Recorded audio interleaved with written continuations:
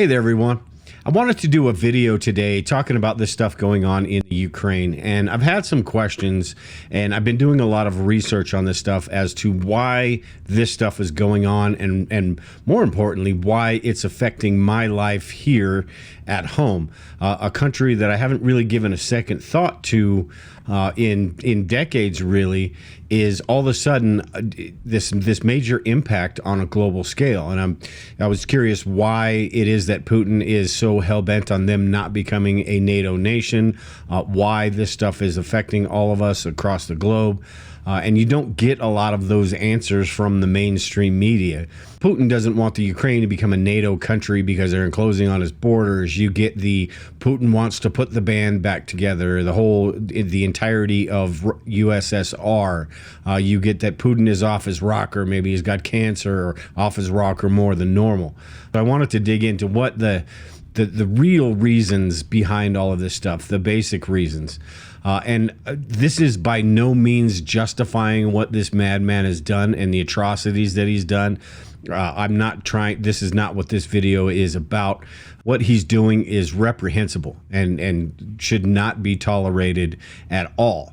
But he's not doing things, differently than a lot of other countries, including our own, that have done in the past. He's more evil and ruthless about it.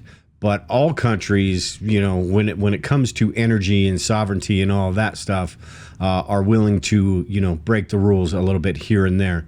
A lot of this stuff, as you'll see, coming up, a lot of this stuff reminds me a little bit of what happened in Iraq and all that stuff. So now this is a basic overview. I know there's a whole lot more, the ins and outs of this, the geopolitical stuff, the corruption, the deals that have been made and haven't been made, the things that have been done over the course of the last few decades that have contributed to the situation that we're in right now. But this is just the basic video of why this happened, why he decided that he needed to go in there and do what he's doing. So I've got this Google map that I want to pull up, and I want to show everyone exactly what I'm talking about. And I broke this down into three separate categories, basically. I think there's three different reasons why he chose to do this.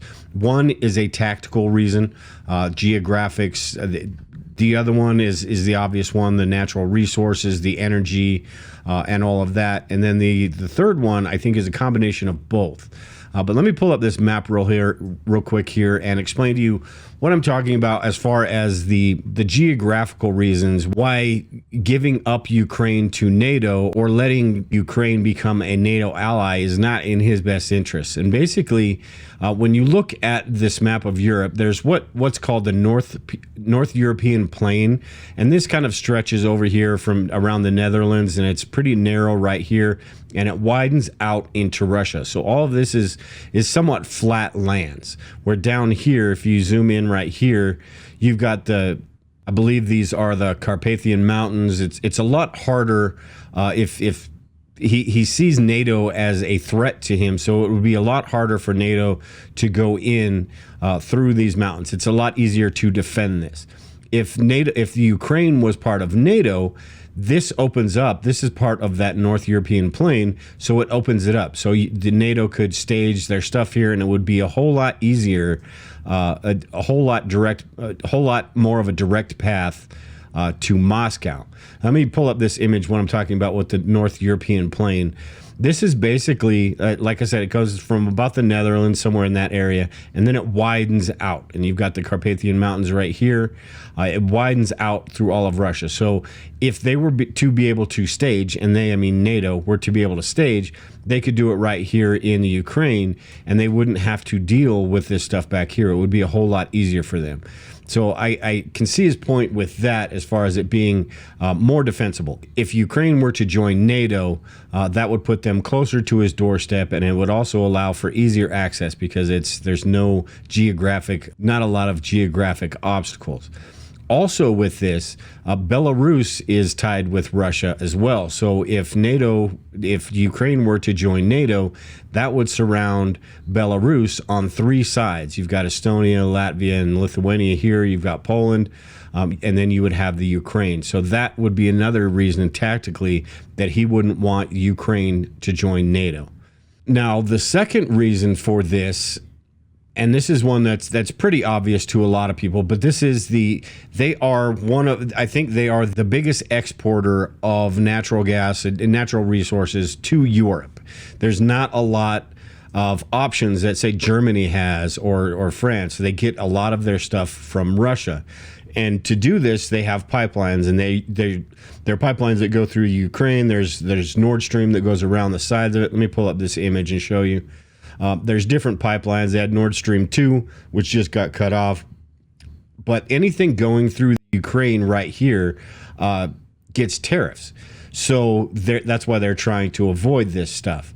Now, you would think, since they have these other options, that's not really, some sort of big deal. Why wouldn't they just build around that, which is true. But that leads to the bigger picture that you don't hear about a lot on the mainstream media and the news and all that. And that's the fact that in Ukraine, there are shale gas deposits on the east and west flanks of the country.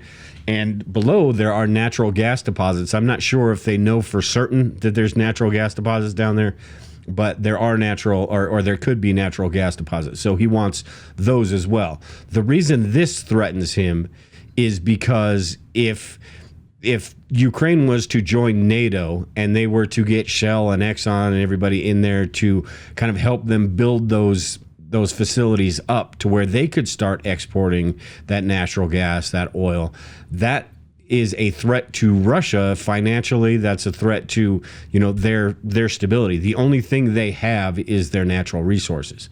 So they can't allow Ukraine to build that up and kind of eat into their profits, if that makes sense. So that's another reason, as far as the geographical locations and as far as, the pipelines and all that, there are resources in Ukraine that, either they get them or NATO gets them or somebody else gets them, and he wants to have them. I shouldn't say they, it's Putin. It's not the Russian people. It's Putin and his oligarchs. The third reason, I think, and this doesn't really ever get talked about, is Crimea. Crimea, you can see, Crimea has this North Crimea Canal, or had this North Crimea Canal. So let me go back to this map here. When Putin took this over, I believe 6 or 7 years ago, I believe it was 2014, he took this over for the ports and all of that so he could utilize this. The problem with all of that is Crimea doesn't have its own water source. You can see when I zoom in here, they've got some saltwater marshes and some boggy areas. I think they've got a reservoir that's like 7% full, not a lot of water there. So this canal that connected Ukraine and North Crimea, the Ukrainians basically cemented that and cut it off. So Crimea is basically cut off from water. The only place they have that they can get water in is through here, and they have to bring it in. They don't have an actual canal or anything. If I zoom in on this picture, you can actually see the canal that I'm talking about. There we go. And you can see it is absolutely bone dry. So there is no water going to Crimea. This is a problem for the people that live there, and it's basically, dying a slow death, sort of, when it comes to with the people that living there and all of that stuff. So that's why I think that this southern border, you've got the natural resources over here, you've got the gas deposits and stuff like that, and then you've got this water supply down here. You see recently that this is a main focus of his, is taking this over down here, and I believe that's a pretty big reason why. Another reason as well is if you take over this whole southern part of Ukraine, you're basically making it, if you don't take over the rest of it, which it looks like he's probably going to try to, if you don't take over the rest of it, you've basically made Ukraine a landlocked country. So they have no access to all of that stuff right there. You've got your water supply for Crimea, and you've also, with the separatists over here, you've also got access to those natural resources over there. So at any rate, I mean, that's kind of the way I see, at a very basic level, that's kind of the way I see why things have shaped up the way they are. Now, that doesn't address our dependence, how he's got us over a barrel, that Europe especially over a barrel, over 1 million barrels, why he's got us over a barrel, which he absolutely shouldn't. There's no reason for that, but yet because of our energy policies, he does. So, I mean, there's a whole lot more that's going on with this. You know, Ukraine used to have nuclear weapons. They don't anymore because they were told that it was okay to just kind of let them go. Nothing was going to happen. We were going to protect them. But this is also the reason I don't believe that this is the reason I believe that NATO hasn't included them yet, because they know that this would be a big, Putin wouldn't put up with it, basically, and it would cause huge problems. And that's why we're seeing the things that we're seeing now, is because everybody is so dependent on, with all this push for green energy and all that stuff, everybody is so dependent on Russia, and we kind of allowed ourselves to get put in this situation. So over at the Survival Preppers YouTube channel, we're going to be talking a lot about this stuff this coming Sunday on our live stream.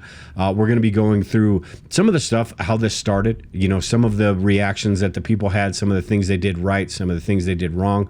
I remember when this first started, I saw a lot of people jamming the streets, all that SHTF stuff we talk about, where people are going to do this and they're going to do that. And it kind of seems like that type of situation unfolded. A lot of people don't have a choice to get out of there. A lot of people valiantly are sticking around and, making this a whole lot harder on Putin than he ever dreamed it was going to be. And I my heart goes out to them, and I commend them for doing that stuff. But it sure seems like it's, a losing battle at this point. But you never know. In the coming months, maybe they just keep fighting. It seems like they will. They are not the type of people that are going to give up easily. So, like I said, my heart goes out to them. But a lot of things that go into this. But this is my initial kind of what I think the main... His main reasoning for all of this stuff is. If you guys have any comments, questions, anything like that, any thoughts on this whole thing, anything that I missed or that you think maybe I can do a little bit of research on, I'd appreciate it. But if you get a chance, join us Sunday over at the Survival Preppers YouTube channel. If you're not subscribed over there, make sure and go subscribe and get notified when we go live. We do it every Sunday night and every Wednesday night at 5 o'clock Mountain Standard Time, 7 o'clock Eastern Time. But with that, I will talk to everyone later.